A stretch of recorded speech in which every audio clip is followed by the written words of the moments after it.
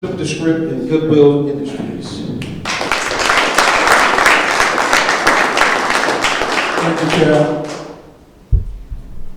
You know, tonight is special to me because I like intimacy. I prefer intimacy. We got some work we got to do. And time is short. As we look around our community, I think time is short. And so when my maker calls me, I want to go in. OP brothers want to go in too. We got some work to do. Just sitting and listening to everybody tonight, you would hope the people that speak before you will kind of set the table. Y'all did more than set the table. Y'all cooked the meal. Y'all gave the dessert. Y'all gave the after drink. So there ain't too much I can do now, but I am going to do my best. February 19, 2008, Adrian Keith Lewis Bennett, University of Detroit Jesuit High School, 8400 Cambridge, Detroit, Michigan, 48221. Dear son, it gives me great pleasure to write you at this time. You were in a few weeks of completing what can best be described as every child's required educational process, a sort of rite of passage. Importantly, you are on the threshold of successfully matriculating to another phase of life. Time has really passed fast. It seems like only yesterday when one of my greatest joys in life was coming into your bedroom every morning. Remember the bedroom on Churchview Drive with all of the Thomas the Train stuff on your walls all over your room. And with me hollering, "Where's Adrian Keith?"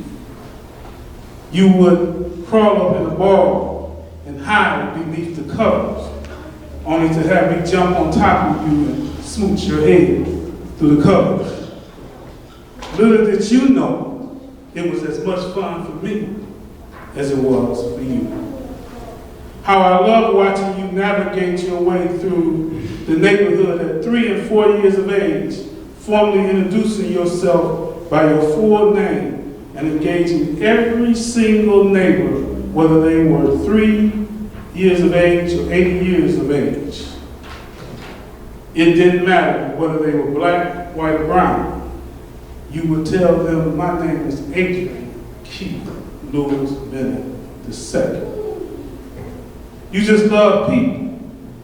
Boy, did you love trains, especially Thomas the Train and his friends Percy and James, Mr. Topham Hatt, Mr. Conductor. You probably forgotten the many trips we took in our conversion vans throughout the east and southeastern parts of the Midwest as you directed our course with the large road atlas that we kept in the back of the van at all times. Man, I enjoy watching you and your mom prepare for the annual science fair. You and mom worked so diligently on those projects, they brought both of you such great joy, almost as fun as our stops after school at the 7-Eleven for our famous Spurs. For all those hockey practices, games, and trips, it was amazing how fast time passed. You were always such a pleasant and happy kid. I pray God brings you as much, if not more, joy as an adult. AK, it's important you know as a child, I was taught a happy parent makes a happy child, and a happy child makes a happy parent. You have brought as much happiness in life as I could ever expect. In fact, it has been a blast. I haven't regretted one moment. It's been a priceless experience. God bless your mom and I with a healthy and awesome baby who turned into a happy and healthy child and now appears to be a young man on the threshold of brilliance. But it's important, a young man with integrity and compassion, a servant leader and a true Christian. I couldn't have asked for more. I'm sure you remember one of, if not the most favorite sayings that I used to tell you. To whom much is given, much is required. I shared that with you so often I got tired of hearing it myself, son. I'm repeating it to you now because it's very important I share how proud I am of you. AK, you have handled your business. As parents, we provided you the best educational exposure to learning we could afford, and except for a few rare cases, we gave you our best. More importantly, you gave us your best. Although the journey is not completed, the job is not yet finished, son. Job well done. You have met and exceeded what I require of you. I've always given you my love. However, you've earned my respect and my admiration. Sadly, as a father, I can't leave you the world of financial wealth. I'm not an author, so none of my words or thoughts will probably be published. I'm not a musician, so I can't sing or record a song to leave behind. I haven't broken any significant type of records, and I never have become famous.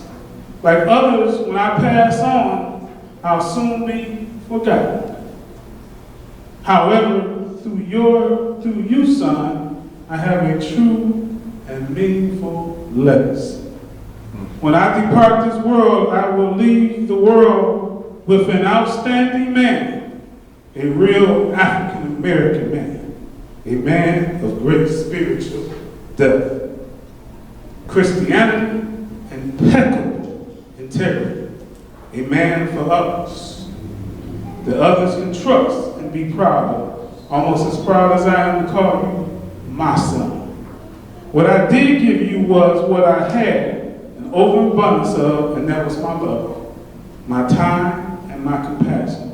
In closing, as the days have turned into months and the months have turned into years, I realize now just how much God loved me. He gave me you. Love, Dad.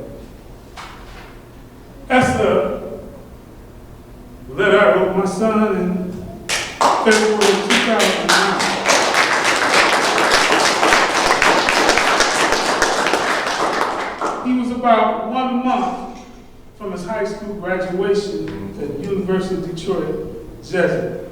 Today he's 27 years old.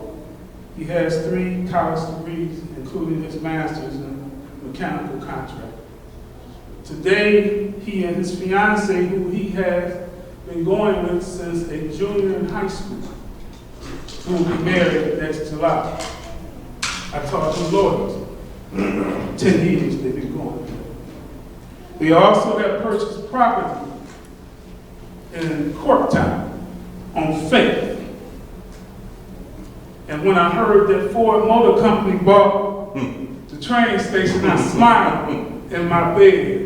And I said, do that boy know what faith is all about? Come on. He came to me that afternoon and he said, Dad, they told me that we're building a house of $325,000. And the moment that we build it, it's going to be worth probably twice that much. I said, son, keep trusting God. That's right, man. Reading from Exodus, the 20th chapter, the 5th verse, it says, you shall not bow down to them or to serve them, for I, Lord, am your God. That's right, a jealous God, visiting the inequity of the fathers on the children to the 3rd and the 4th generation of those who hate me. That's right. What God is saying is that if the father misleads his family, the family will pay for it. Each will have to pay for their own sins, but the father could have prevented many of the sins of the children and the grandchildren that will fall upon them had he led his family to the obedience of the laws of God. The effects of the fatherly mismanagement would be felt by multiple generations because what has been sown will also be reaped, because God cannot be mocked. God is not punishing the children for the father's sin, but they are feeling the consequences and having to pay for them. Decisions the dads make. Good evening. This evening's 2 pressing questions is is your best work on display.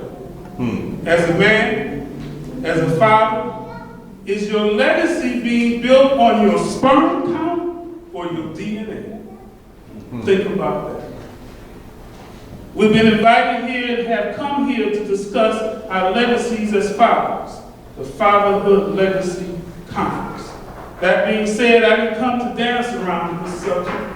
I'm not here to tap dance. I came to push the envelope. I promised Brother Calvin I would push the envelope. For some, my comments may be just a reflection. It may be a watershed moment for others. For others, only a confirmation. Today is not a matter of whether or how much our children look like us or resemble us, the texture of their hair, the color of their eyes, their complexion, or their style of dress, while in some cases that might hold some importance. But rather to shed light on the fact, how much do our children and youth act like us and mimic us? Realistically, how much does their behavior, their spiritualness, the decisions they make, or as important, decisions they don't make, reflect our standards, our DNA? I'm here today to tell you it's not in the genes, it's in the DNA. That's right. Resemblance is a telling characteristic. My son watched me and my ex-wife buy 4 homes. 3 were custom-built homes. We were building custom-built homes and flipping them. He had to see that to believe it could happen. Me and my ex-wife were not rich people. We were just hard working people. We managed our money. And we had a value system that says it is better to invest in something that makes money than invest in something that's giving our money away. My son is much better at that than his dad is. He also watched me. And he used to tell me, and sometimes when I go to buy clothes, as he became a teenager, he would say, "Dad, you spend too much money on clothes." And I said, "You know what? You were right. You handle that. You come behind me and you do it different." And so he does that. I can't even get that boy to polish his shoes. And that's my trademark. And so his thing is he has used what he has saw. He has saw my decisions, whether they were good or bad, and they built the foundation for his thought process. Brothers, I'm here this evening to say unequivocally, it's not in the genes, it's in our DNA. I'm here this evening to proclaim, as the father goes, so goes the family. As the father goes. Mothers may argue the point, as the first nurturers and the great nurturers of our children, that they are equally important. That's a great debate to have. To sit around your house and say to your spouse, who's the most important? That's a good debate to have. A lot of households, they don't have that debate. One is standing over the other and saying, you're not doing your job. That's a good debate to have. However, the community and world we live in today supports my assertion. Our absence, our sometimes less than focused work, and the decisions we made as men, as fathers, has created a profound effect on the society we live in. Our seeds, our deeds, and our works are on display every day on the news. Who has the greater importance, moms or dads, post-birth? Is a great debate to have any day at any time. It is my belief our children need both. Before I go too far this evening, allow me to share with all sincerity, as God loves me, I love all of you. I decided that I would love what God loves, and He loves us. In this spirit of love this evening, we're going to stand in front of the mirror just for a few minutes. I'm not going to be long. Before we go on Sunday and getting our socks and ties and our dinner on, we're going to stand in front of the mirror. I'm not here to judge anybody, to evaluate, to suggest, or to direct, but rather as an imperfect man, imperfect father, an imperfect dad, stepfather, grandfather, godfather to a beautiful young woman, and as a mentor to some to share my perspective. I'm really just here to share. Tonight, as I often do, I will lead with my heart. I'm honored to be selected by Brother Calvin Mann and his organization to sit amongst men who in fact inspire and are inspiring me. To sit next to Sean tonight is an inspiration. To sit next to this young man who came out of our program, 12 years ago, is an awesome thing. To look over and see Johnny Fox, who's been in our program about a year and a half, is an awesome thing. To sit and see Tafari Brent, who used to work with us and still works with us after all these years, and Red and Otis, to see all of you guys is inspiration. My inspiration does not come from my work anymore, it comes from the work of the young men. That's right. That's who drives me. To be among you today is an honor. However, to be selected as the keynote speaker among such great fathers and men is indeed special. I've never fancied myself as a motivational speaker because it's not my words that I wish to inspire and impress you by. That's right. My work. For years, my work has been on display and is still on display. That's right. Judge it if you choose. I will admit I've gotten more sensitive in my OG status. So the emotion you may see and hear this evening is real. That's right. I'm sensitive about this subject. That's right. And our role as men and fathers. Not as a result because I've gotten older, because of the fear, not because of the fear of aging, because I'm embracing every day. I embrace every moment. I embrace every opportunity. But rather because I can see now those things God would have me to see more purposely than any other point in my life.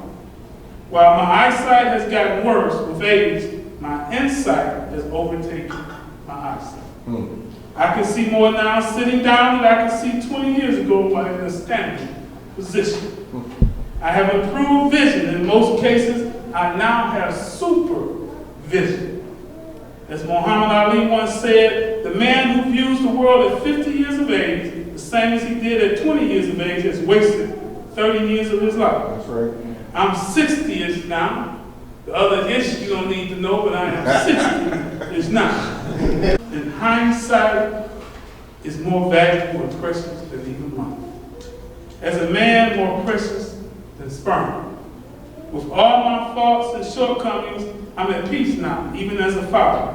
I've discussed what I felt with my shortcomings as a man with my son continuously. I've shared with him what I thought I erred throughout his process. And he's given me the feedback and the validation I needed. He's repeatedly, consistently said, Dad, you were always fair, you were always consistently there, and you gave me your best. I was loved, and I was fortunate to have you as a dad. That's the validation that I needed. Brother Calvin, I'm proud to say I'm a good father now. Right. Not because I said so, because my kids have said so. I'm a good father now because my goddaughter has said so. I'm a good father now because my granddaughter has said so. And I'm a good father now because I have a lot of sons that come into our building every day and call me dad. And so when my son told me he couldn't be here tonight with me, I said, son, don't worry about it. I got sons wherever I go. That's right. I said, I'm blessed because of that. All right. My youngest son is at 27 years of age now, but now he has some hindsight to go with his growth. Yet his insight is still incomplete. Where it's not about a pair of Jordans anymore, which I never bought him. I never bought my son a pair of Jordans. My son left to go to college with $14,000 in the bank because me and his mom and his grandparents refused to buy him Jordans. We did not buy him a video game until he was 12 years old. He was a comic at 6 years old because when he got money and needed sneakers, he would say, 2 for $49.99. That's all he knew, 2 for $49.99. He was a walking commercial for Mr. Allen. He's living and feeling the after effects of that now, the side effects, because he's responding to my DNA, not my sperm. my DNA. It's a spiritual recollection of events that we've shared. Not all of it was good, but we allowed the chips to fall where they met. His mother and I divorced 7 years ago, and we've sat across dinner tables and talked about that divorce. I've asked him questions, and he shared with me, Dad, I know as much about you and mine as you guys know about me. He said, do I need to say any more? I said, that's enough, sir. I said, that's all I want you to know. I want you to know the truth. As fathers and dads, our vision must lead our kids and youth down the right pathways of life until their vision becomes super vision, insightful and introspective. I thank you again for allowing me a few minutes to discuss the peace I found surrounding the subject of fatherhood, a father's legacy. Legacy is a powerful word. That's right. Understand, for a few years, I've not been inclined to take speaking engagements or public speaking engagements because a man's work produces a more deafening sound than any of his words. I prefer intimate settings and conversations because that's what our young men and fathers need. They need intimate settings and conversations. I prefer to speak when and where God has me to speak. And it's important what God wants me to share. And this is what he wants me to share tonight. In my walk with God, fatherhood is something I've looked at intently for much of my life. In fact, since my 5th birthday. Outside of the Bible, I've essentially found no substitute, not one book, sorry if I'm offending any authors, that has been a constant resource or source that I could lead me where I'm at today, even including experience. The Bible taught me more about being a father than any man could have, because that was from the Father as well. A father's legacy. This evening's topic surrounds and requires us to ask and examine, are we just sperm donors, or does our DNA make contributions? Have we made a difference? Tonight's agenda and time won't allow me to go into the difference of sperm and DNA, but that's a different story for a different day. I'm here to ultimately discuss our DNA. The most important is our spiritual DNA. Look at someone tonight and tell them, it's not in the genes, it's not in the wallet, it's in my DNA. That's right. It's in my heart. At the heart of the matter, the greatest gift any father can give, the greatest tool he has at his disposal is his heart. And each day I literally put my heart in my son's hand every morning. That was the most important gift I could give him today, was to wake him up every morning and give him my heart, to let him know how much I loved him. And that when he left the house, he was not alone. God was with him, and you got Dad's heart with you. You don't have to back down from anybody, anything, because you got my heart with you. It is the X factor for all you sports guys like Otis that talk basketball. Our DNA and our heart is the X factor. We all usually have some money. We all can buy Jordans. We all can buy video games. We all can take our kids to a Tiger game. But our heart and our DNA is the X factor. I first experienced fatherhood by way of step-parenting. When I met my ex-wife, she had 2 kids. They were 5 and 7 years of age. And because God had his DNA on me, I was able to accept those kids as if they were my own. Because if you love the mom, you have to love the kids as well. You may not like them, but you have to love them. That's right. At 35 years of age, I became a biological dad for the first time at 35 years of age. A guardian and caretaker of the life of a child that is now a full-grown man named Adrian Keith Lewis Bennett II. He was named after his mom and I. If anyone knew, I knew it took 2, not 1, to produce him. And so when she said, I want him to have your name, I said, he's going to have our name. My wife's first name is Adrian. And then he took on my name, Keith Lewis Bennett. The Bennett name, in fact, Keith L. Bennett, is a name I worked hard so he could be proud. It was the beginning of a legacy because I had no template to work for. There was no father's legacy for me to embrace. I didn't meet my dad until the day that my son was born. Imagine that. I met him on the day that he was born. My aunt, his sister, had treated me like a grandmother all my life. And so as my wife was giving birth, she walked up and she said, "Your dad is in the hospital." And I looked at her with a blank look. She said, "Because my son is getting born. I don't know anything about that." But for some reason, God hit me at that moment, and I said, "Oh, where is he at?" And she said, "Well, he's up on the 11th floor. My uncle was dying." I learned a lot through my son's birth, because I lost my uncle, who was my first pastor, the same day. And so I met my dad on the same day. And so I had a reunion of sorts the day my son came into the world. And he came into the world, I almost lost him and my wife that day on the operating table.